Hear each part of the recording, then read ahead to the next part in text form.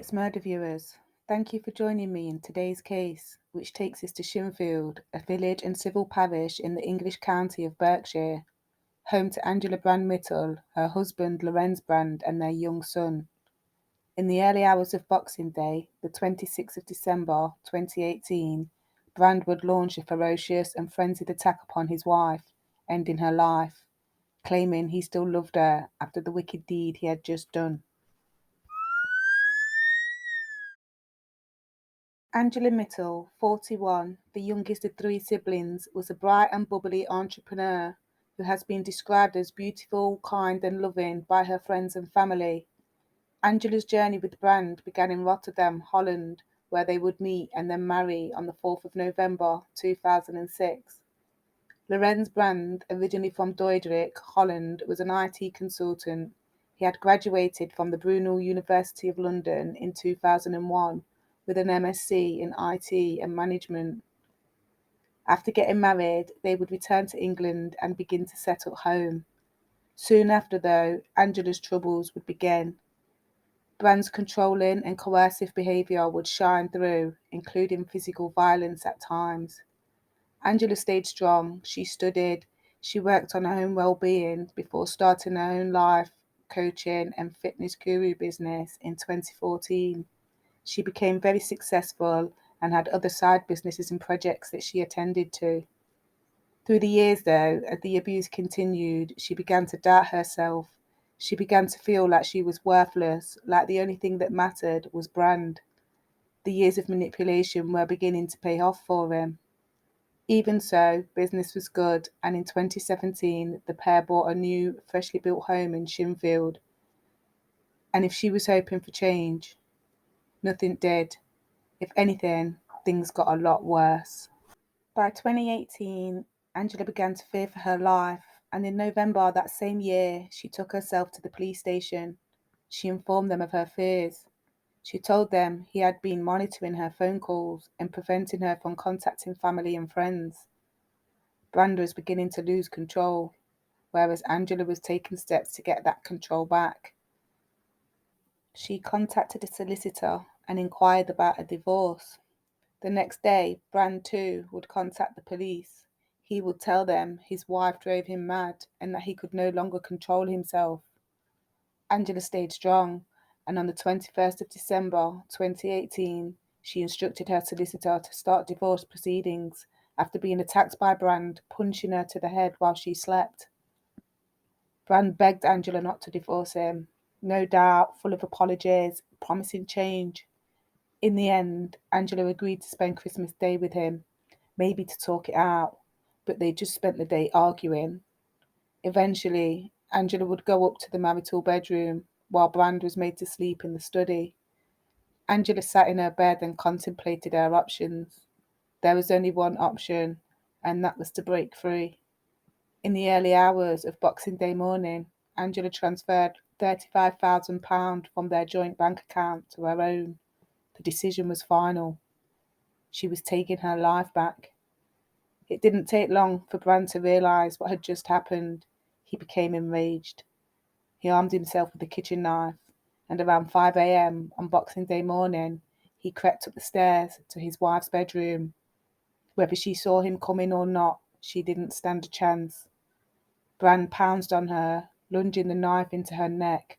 She tried to defend herself, but Brand continued plunging the knife into her body, and she continued to fight. Brand pushed a knife into her body with such force it snapped. Still not satisfied, he went downstairs to the kitchen, picked up a serrated bread knife, then returned to his wife, plunging it into her several more times, just to be sure the job was done. Satisfied, he would then proceed to wipe up some of the blood, go and take a shower, and then put his bloody pyjamas in the washing machine before calling the police, knowing not a paramedic in the world could save Angela now. Police emergency. Hello, this is Brent. Could you please send police? I killed my wife. My wife is driving me crazy for some time already, and Okay. she was going to leave me. How long ago did this happen? 45 minutes, I think. Okay. Alright, just stay on the line for me. Lawrence, are you sure that your wife is actually, what have you done to her? What's that? Okay. And that was 45 minutes ago. Yeah. I think so. Okay. I'm not sure. Have you checked if she's still breathing or anything like that? No. No. And have you still got the knife on you, Lawrence, or where's the knife now? Kitchen. It's in the kitchen. And upstairs. There's a knife upstairs. Mm-hmm. Is that the knife that you used? Yeah. Okay. But did you also use one that's in the kitchen, or was it just the one that's upstairs? Yeah, both. Okay. There should be some police at the door. Yeah. Yeah. Shortly after, police arrived at the scene to find Angela Mittal deceased. Brand said on their arrival, "I'm sorry I did it, but she drove me crazy. I still love her." He was arrested and taken into custody. In a police interview, Brand would give no explanation as to the events of what took place in the early hours or why. A post-mortem revealed that Angela had been stabbed no less than 59 times to the neck and chest, with so much force that the knife went completely through the third rib, through the actual bone. She died from multiple stab wounds. Brand would later plead guilty in a pre-trial hearing at Reading Crown Court on March 22nd, 2019.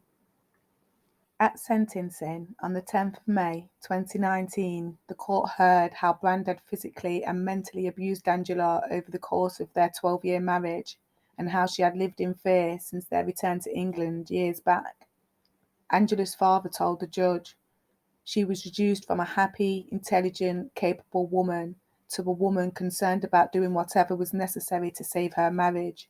She became convinced that she was inadequate. She was constantly trying to prove herself.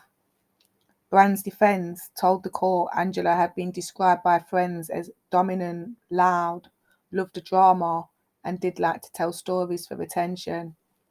Brand's defense also implied Angela had been having an affair with the site foreman who managed the site of their recently purchased new build, claiming she had no intentions of sorting out her marital issues. However, I couldn't find any evidence to support this. He told the court that towards the end of October 2018, Brand had become worried that if the pair should divorce, he would be left with nothing.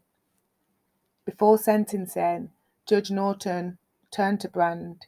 He said, "You stabbed your wife in the bedroom of the family home. Your attack on her was ferocious. You stabbed your wife no fewer than 59 times. At some point in the course of that attack, one knife broke. You left the room. You went to the kitchen. You fetched another knife and then returned. The forensic evidence suggests that your wife was alive and struggling to defend herself through much of the attack. She would undoubtedly, in my judgment, have suffered fear and pain." The judge sentenced Lorenz Brand to life imprisonment with a minimum term of 16 years and 8 months. So at 47 years old, he could be out by the time he's 64 years old. Doesn't seem like a life sentence to me. What do you think? Should he have got more time or less? Thank you for joining me today. Look out for the third episode next Wednesday, and don't forget to like and subscribe. See you in the next one.